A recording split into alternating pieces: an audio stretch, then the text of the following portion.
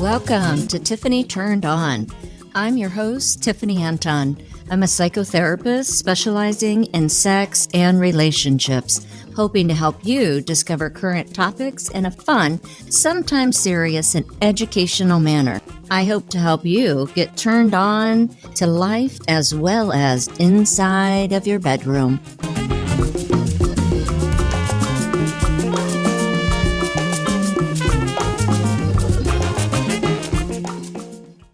If you missed part 1, then you missed hearing about Trisha and Alicia's poly journey, how they met.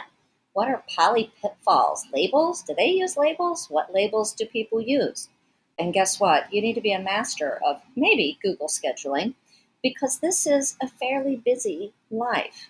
And how do we negotiate it all? What do we do with jealousy and insecurity? They recommend a few books, and you might want to go back and listen so you're not missing out.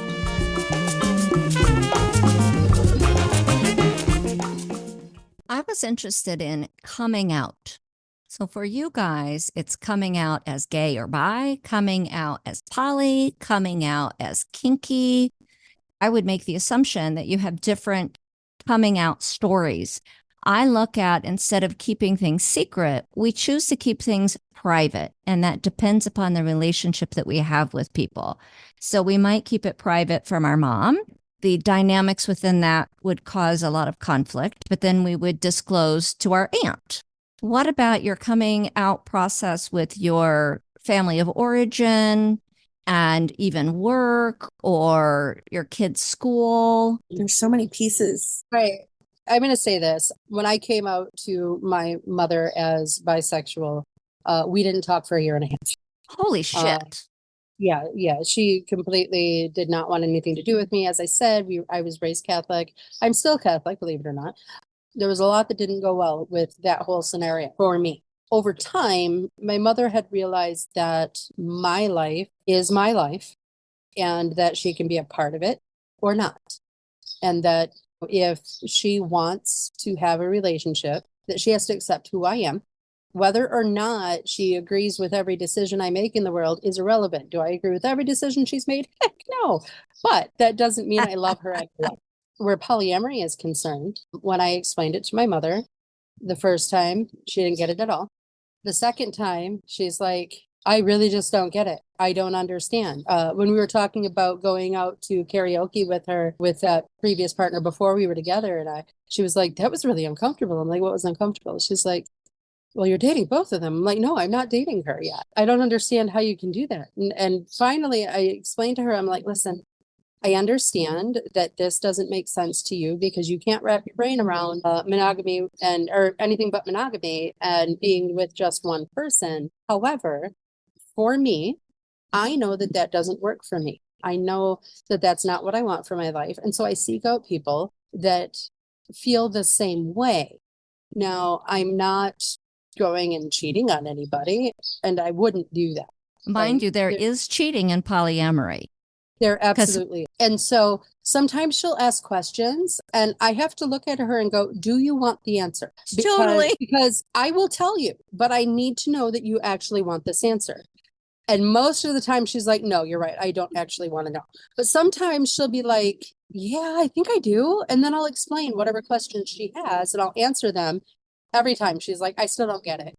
But I think one of the best analogies I gave her was, if you have found that you were not happy in a relationship, you'd leave it, right? She's like, yeah. I'm like, well, if you found that you were happy in a relationship, but it didn't give you everything you wanted, but you loved that person, would you leave them? She goes, no. I'm like, but would you be 100% fulfilled by that relationship? She said, no.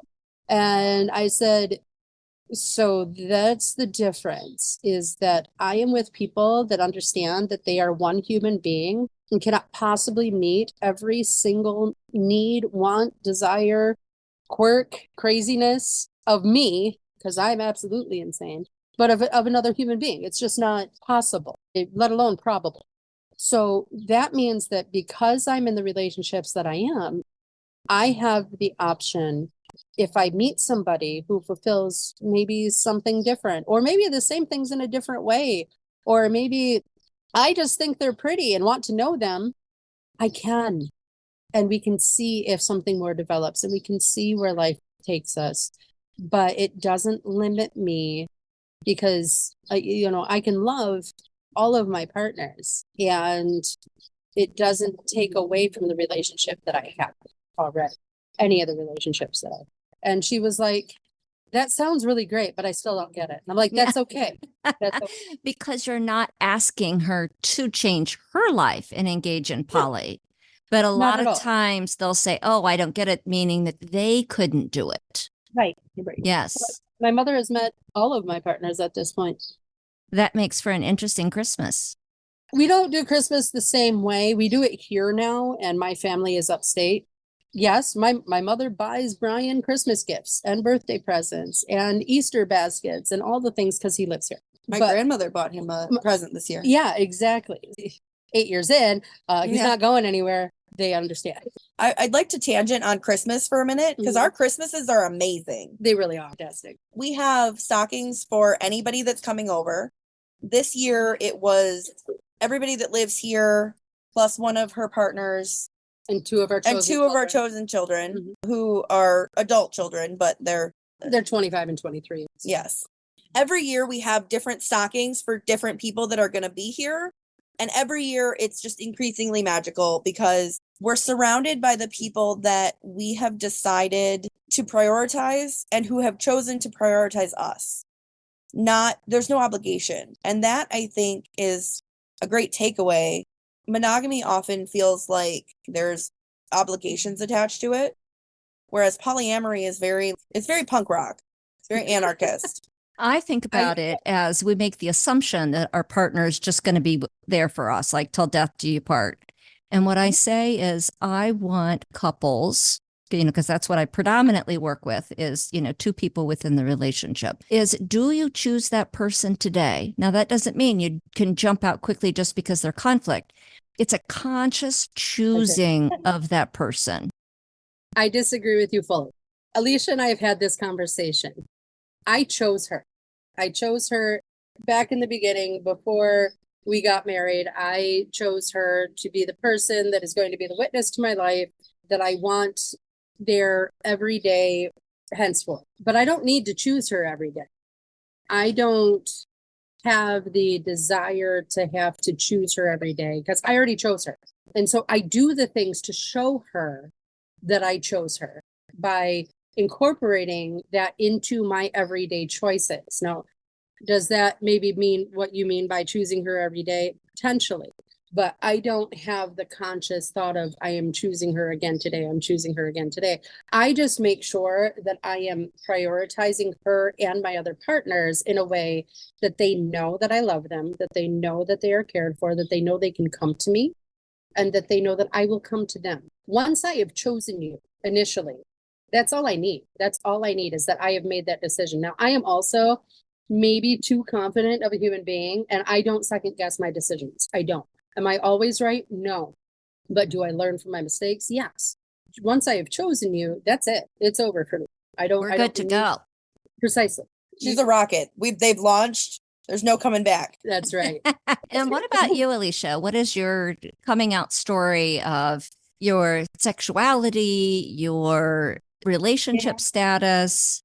It feels like coming out is a constant, lifelong process, because when you meet a new person, especially, Trisha and I are pretty straight passing individually. If we're not, together, it is assumed that we are white, cis, straight, monogamous, vanilla, all of these terms that don't actually apply to us. And there are a lot of privileges afforded with all of those identities that I just listed. Yes. And sometimes it is easy to not come out, easier maybe, to not come out than to live your authentic truth, in the sense of safety, in the sense of career, in the sense of community welcome. Except It is a conscious choice to come out every time. And So what about your caregivers? Because you're discussing the multiple dynamics. And a couple podcasts ago, I met with a sex educator, and she was mentioning legal ramifications. Like you have to pay attention to the law.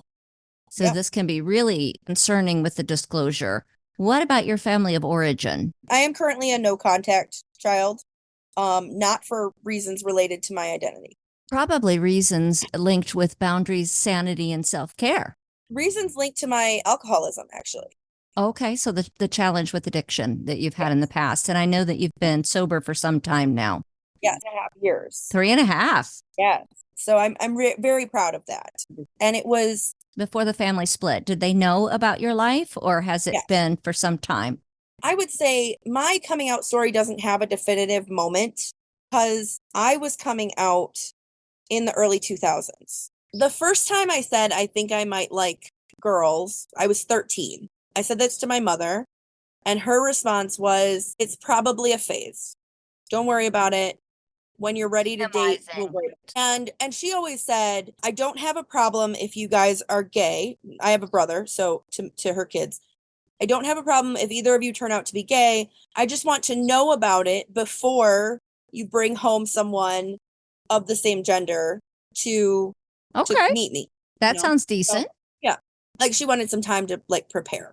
I have not had contact with my father since I was 13 for other reasons. So that's not even been a factor. But it wasn't until I was in college that I actually started dating women. I dated a bunch of guys in high school. I'm bisexual. For a long time, I've said I was a 3 on the Kinsey scale. And as I've gotten older, I'm now more of a 4 or 5. 4 or 5. Uh-huh. Trisha is the first woman that I brought home in any capacity, because in a lot of contexts, I was interacting with women, I was dating women, but I never felt confident enough in the idea that this is serious enough that I should bother traversing the introducing them to my mom. Right. And that's, the same if you were dating a guy. Do I even bring that dude in to meet my mama? Right. Yeah. Right. So even though there's a second level to it, we all have to be wise as to who we quote unquote bring home. Exactly. My engagement was the first time that most of the extended family learned that I was dating a woman, much less marrying one. Surprise. And they're all very Catholic as well. It was a process, is what I want to say. And the polyamory piece, was that ever acknowledged in your family of origin? So the polyamory piece has been a sort of a drip of information to people. My mom knew, and she was fine with it. It was kind of like, actually, I think she was relieved by it, the idea that I was still dating men. That was actually very important to her. My brother knows. My cousin I've actually brought to kink events, to the jealousy munch. I recently had a conversation with my grandmother in January. I had put some polyamory books on my Amazon wish list. And so she pulled me aside and said, Leash, I saw these books about open marriage on your wish list. And I want to know, are you and Trisha considering opening up your marriage? And I said, actually, we've been polyamorous for a very long time. And she said, what does that mean to you? And I said, that means that I have space and Trisha has space in her life for more love than just what we can give to one another. And that there are more people in our lives that fulfill us in ways that we want to acknowledge. And then she said, are you intimate with these other people? Grandmother asked her that. And I faltered and I lied and I said, no. And that's what people do. They think of, okay, you're gay. And so what does your sex life look like? Or this is how I imagine your sex life to look. But I couldn't bring myself to tell my grandmother. Understandably. And what about with the kids? Your kids have been raised in it their whole life. Yeah. So Mr. Ollie is mommy's boyfriend. And he asked that we dropped him off to Mr. Ollie today because he missed him and wanted to spend time. That's a thing when you're dating and you have kids, whether it's monogamous or anything else, because kids are in every part of your life, no matter what, just the reality of it. If, like, I have a partner that is not kid-centric, doesn't really enjoy children very much, but is willing to show up for mine, Yes, I would send that partner to pick them up from school if need arise. But like Ollie in particular has really taken on, we have it written into our wills if something happens to either of us, that Brian and Ollie will raise our kids because they have been amazing male role models for our children, show up for them consistently, love them, adore them, care for them. Ollie comes to soccer games. Brian comes to soccer games for the kids. Mom is married to Tommy, and mom also kisses on Tammy or also kisses on Brad. Is there any connection between mom is also intimate with versus this is one of mom's BFFs? There's a big difference. Like, so we say that we have the west side of the west side polycule. They are very intimately involved with our family, but we are not intimate with them. We have no sexual involvement with them, but like we can cuddle puddle, we can sit around a fire, we spend tons of nights gaming and all kinds of stuff that for us, there doesn't have to be a physically intimate or rather sexually intimate portion of things. It just is a level of emotional intimacy for them to still be considered partners. You know, it's not Okay. like a requirement for there to be that physical aspect. On another note, Ollie spent the night for the first time ever. I slept in the middle. She slept on one side. I slept on the other because we got a king size bed. He crawls in our bed most nights, whether we want him to or not. It's just a thing. And, you know, he came and crawled in right between Alicia and I, and there were all four of us and the three dogs. And dear God, if one more person jumped in there, I think the bed would broke. But like, is that typically the way that we do things? No. Alicia and Ollie like to joke that they share a brain cell because I have a type. They are 6 months apart to the day, and they are incredibly good friends. They get along phenomenally.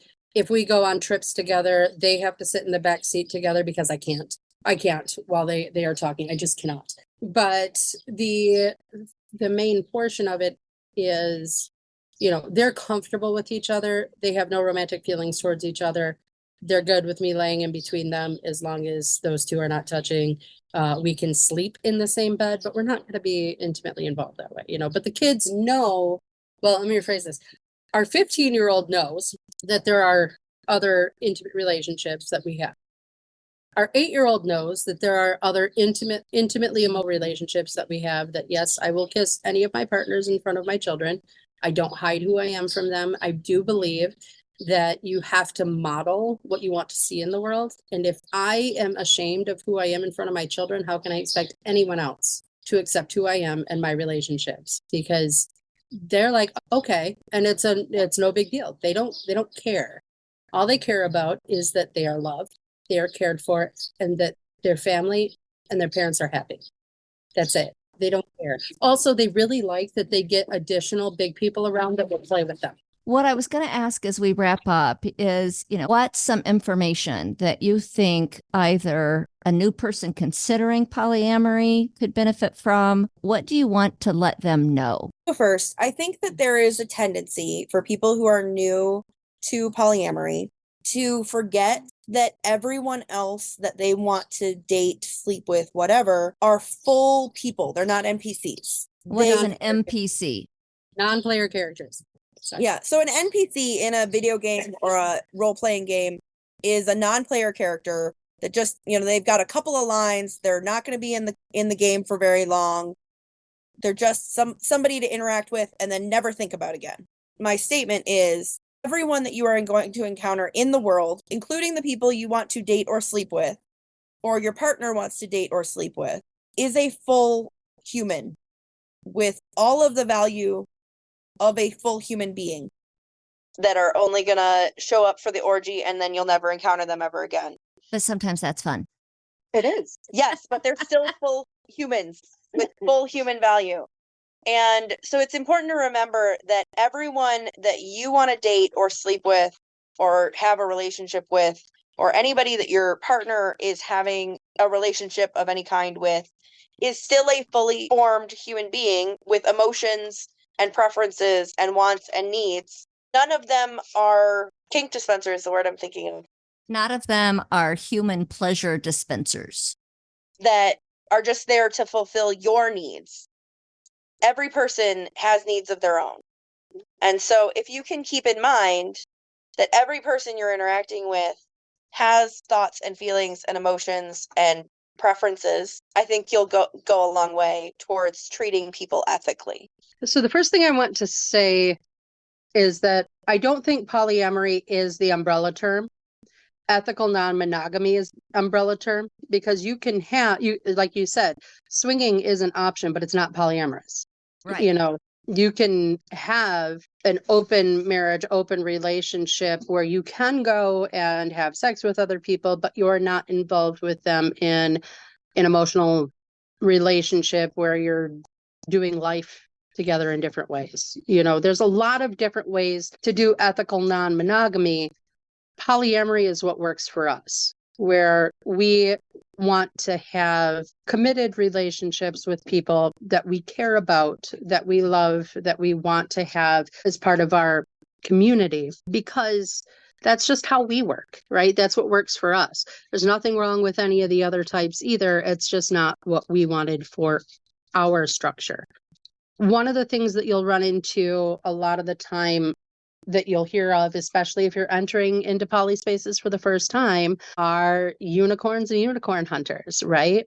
The ethical part of ethical non-monogamy is the most important part. And it comes back to what Alicia said there of each individual person has value, and what they bring to the table and what you bring to the table for them is the value of having that relationship. Couples privilege is also a thing that occurs where I have two nesting partners, and will they have more access to me than anyone else? Of course they will. They can wake up, go down, knock on my door. My wife just has to wake up and turn over and be like, hi, I need you. And I'm there. But that doesn't mean that the value isn't there for my other partners. You know, couples privilege is something that, especially if you are looking to add a third, which is where that unicorn hunting comes in, that But that's typical, like with the thinking about a straight couple wants to incorporate some hot third woman. That's what comes to my mind right away with unicorn hunting. well, one, they're not straight then. Yeah. Thank you. Mhm. Calling me out on that. And two, that is typically what you're going to encounter, but not always. There's also dragon hunters that are looking for a man dad. But the thing is, if you can't set aside and recognize the couple's privilege of you have an established relationship of so many months, years, whatever, decades, whatever it is, that you will know each other better than this other person probably can know you, because they've had the time to do that, to give them a place to grow into a relationship with you that is separate of the other person in this relationship, that it's really hard to make a quote throuple work in that way. And a lot of those that are viewed as quote unicorns, that special bisexual woman who wants to join a couple and live happily ever after, sure, they exist, absolutely. But oftentimes they as people, or man in the dragon hunting scenario, they as people get brought to being less than in the relationship and are the first to be eliminated if something goes wrong. So it's important that the ethical part of ethical non-monogamy comes to the forefront at all times, that communication is there, the expectations are there, and what is available to anybody who's being added in is there. That's also why we date separately, is that it's just harder to bring in another person into another established relationship. It's harder for that person. Now, I will say, you know, we mentioned that we had a couple bumps in the road. We went to couples therapy, and it was a wonderful experience. I say wonderful experience because that was what we needed to solidify our relationship together again after the scenario that we were in. Don't be afraid of couples therapy, because there are therapists that understand polyamory and are open to hearing about it and are really wonderful about embracing and understanding that no, you don't have to give up your other relationships to be committed to each other. You're working on this relationship right now and where the difficulties come in. And I think one thing that I would say specifically to anybody who is considering this, that has never done it before, that is considering this, you don't know yourself as well as you think you do till you see your partner with another person for the first time. And you will have an emotional response, good, bad, or other, it's going to be there. And whether it's a good response, a bad response, or whatever, the important next step is that you talk about it and that your relationship is solid enough, you can have those conversations, because there's going to be times it's not easy. It's important to understand that you don't know yourself as well as you think you do, to accept that it's okay that you don't know these parts about yourself because you've never done it before. Everybody's been new once, and that these emotions aren't wrong. These feelings aren't wrong. The information behind it might be, your understanding of the situation might be, but communication is the only way through. That don't sit with it alone. It will tear you down. It will build up. It will grow walls that you didn't even think you could put up. But if you talk about it, if you work through it together, because the people that you are involved with are your people and that you love them actively 100% of the time. You want the best for them 100% of the time, and they want the best for you 100% of the time. And knowing that you can do anything together and grow an amazing community like we have. But it takes work. It takes a lot of work, and you have to be willing to do it. Yes. Well, thank you so much to Trisha and Alicia for joining us today.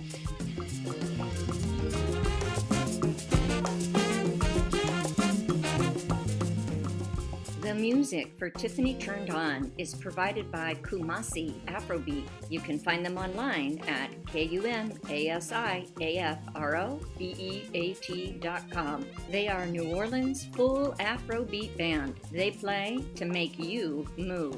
If you enjoyed today's episode, click, follow, like, give me a review.